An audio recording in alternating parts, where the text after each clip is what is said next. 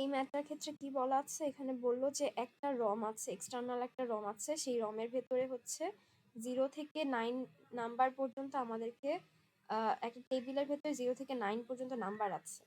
R since the internal RAM, এখানে একটা internal RAM আছে 8031 এর, সেটা short as time write a program to copy the table elements into the internal RAMs. মানে আমাদের কি করতে হবে, এই এক্সটার্নাল রম থেকে এই 0 থেকে 9 পর্যন্ত নাম্বারকে আমাদের ইন্টারনাল র্যামের লোকেশন দেওয়া আছে এত 30 লোকেশনের ভেতরে আমাদেরকে নিয়ে আসতে হবে। The lookup table address charts that, মানে লুকআপ টেবিলটা কোথায় ছিল, এক্সটার্নাল রমে ছিল, তাহলে এক্সটার্নাল রমেরও অ্যাড্রেস দেওয়া আছে, অ্যাড্রেস 0 থেকে স্টার্ট হয়।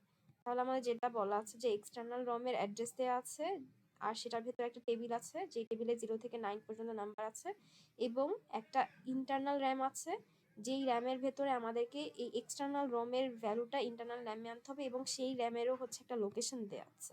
আমাদের আলটিমেটলি এখানে যেটা করতে হবে যে আমাদের টেবিলের লোকেশন মানে হচ্ছে, এখানে আমি ভ্যারিয়েবল যেটা ইচ্ছা সেটা লিখতে পারি, তো আমি এখানে এক্সটার্নাল রম যেটা সেটাকে টেবিল নামে ভ্যারিয়েবল লিখলাম, সেটা লোকেশনটা আমরা 0 দিয়ে হচ্ছে সেভ করে রাখলাম। আবার হচ্ছে এক্সটার্নাল যে র্যামটা আছে সেটার ভ্যালুটাও হচ্ছে, সেটার কোন লোকেশনে আছে সেটাকেও হচ্ছে আমরা 38 দিয়ে সেভ করে রাখলাম।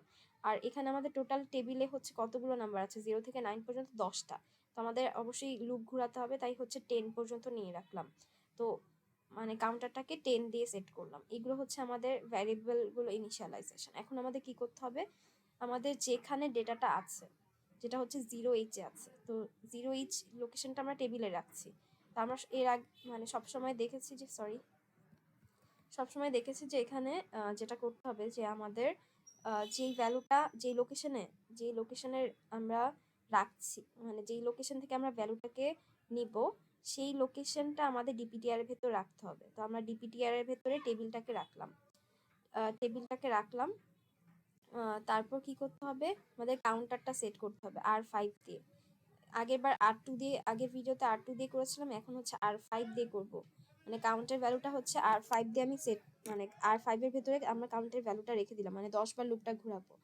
এরপর কি করব, আমাদের এখানে তো এখন আরেকটাও লোকেশন আছে, যেই লোকেশন আমরা ভ্যালুটাকে রাখবো। আগে আমরা কি করছিলাম, আগের ভিডিওতে আমরা একটা পোর্টের ভেতরে ভ্যালুটাকে রাখছিলাম, তাই হচ্ছে ওটাকে ইনিশিয়ালাইজ করতে হয়নি, বাট এখানে লোকেশন দেওয়া আছে, তাই হচ্ছে আমরা সেই লোকেশনটাকে R0-তে রেখে নিলাম, যে আর একটা লোকেশনের ভেতরে আমরা রাখতে চাই।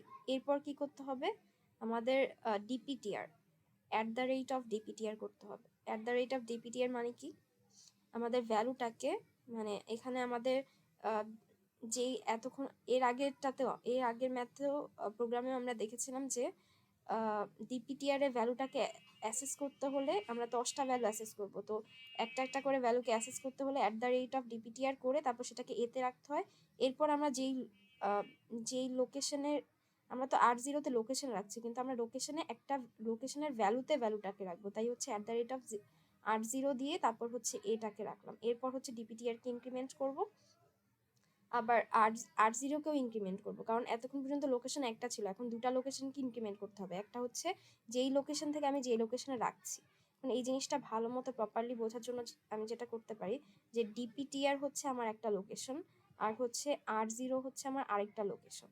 তো আমার ডিপিটিআর লোকেশন থেকে আমি R0 লোকেশনে রাখলাম ভ্যালুটা, তো আবার এর পরের লোকেশনে যেতে হবে, এর পরের লোকেশনে গিয়ে, কারণ প্রথম লোকেশনে 0 ছিল, এখানে 0 থেকে 9 পর্যন্ত, তাহলে আমরা যখন ডিপিটিআর আসছে তখন ডিপিটিআর প্রথমে 0 থাকে, তারপর ডিপিটিআরকে ইনক্রিমেন্ট করলে তখন এটা এক যেখানে ছিল সেখানে যায়। সেই একটাকে আবার আমাকে কি করতে হবে, আরেকটা লোকেশনে রাখতে হবে, তাহলে আমাদের এখানে যে লোকেশনটা ছিল 30H এর লোকেশনটা, সেটাকেও ইনক্রিমেন্ট করতে হবে, তাই এই 30H-কে তো R0-তে রাখা হচ্ছিল, তাই হচ্ছে এই R0-কে ইনক্রিমেন্ট করা হচ্ছে। তার মানে আলটিমেটলি যেটা করা হচ্ছে, প্রথমে আমরা কি করছি, ডিপিটিআর এর ভেতরে এই যে 0টাকে রাখছি, ডিপিটিআর এর মধ্যে যেটা আমরা মনে রাখবো কিভাবে, ডিপিটিআর এর ভেতরে আমরা কোন লোকেশনটাকে রাখবো, যেই লোকেশনের ভেতরে আমাদের ডেটাটা থাকে, মেইন ডেটাটা থাকে, সেটাকে আমরা সবসময় ডিপিটিআর এ রাখবো। আর আমরা যেই লোকেশনে আমরা রাখতে চাই ডিপিটিআর এর, মানে যেই ডিপিটিআর এ যেটা আছে বা আমাদের যেই ডেটাটা আমাদের যেই লোকেশনে আছে, সেটা তো আমরা আরেকটা লোকেশনে রাখতে চাই, সেটা কি 30H লোকেশন। তো এই লোকেশনে রাখতে চাইলে আমাকে অবশ্যই এই লোকেশনটাকে আরেকটা জায়গায় রাখতে হবে, তো লোকেশনটাকে আমরা হচ্ছে R0-তে রাখলাম। তাহলে এই লোকেশনটা হচ্ছে R0, তো এইটা দিয়ে আসলে R0 বোঝাচ্ছে, আর এইটা দিয়ে হচ্ছে DPTR বোঝাচ্ছে।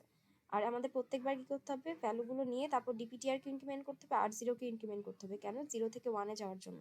আর এই 1টাকে অবশ্যই R0 যেই পজিশনে রাখা হচ্ছে তার পরের পজিশনে রাখতে হবে, মানে আর 1টাকে, তারপরে 2কে, এভাবে 3কে, এরকম করে প্রত্যেকটাকে এই জন্য হচ্ছে এখানে ইনক্রিমেন্ট করা হচ্ছে। আর এই লুপটা কতবার ঘুরবে? 10 বার ঘুরবে, যেটা আমরা সেট করে রাখছিলাম কাউন্টটাকে R5 এর ভেতরে। তো মানে R5 যতক্ষণ পর্যন্ত ডিক্রিমেন্ট হতে হতে 0 না হবে ততক্ষণ পর্যন্ত লুপটা ঘুরতে থাকবে, এবং লুপ ঘুরে কোথায় যাবে? ব্যাকে যাবে। ব্যাকে যাওয়া মানে হচ্ছে এই যে এখানে আসা, তার মানে লুপ ঘুরে প্রত্যেকবার এখানে আসবে। আর প্রত্যেকবার যেহেতু লুপ ঘুরবে এবং এই কোনটাকে ডিক্রিমেন্ট করতে হবে? R5কে, তাই হচ্ছে ডিজে এনজেড ইউজ করা হচ্ছে, মানে প্রত্যেকবার R5কে ডিক্রিমেন্ট করা হবে এবং যতক্ষণ পর্যন্ত এটা 0 না হয়। তো এইভাবে হচ্ছে লুপটা 10 বার ঘুরবে।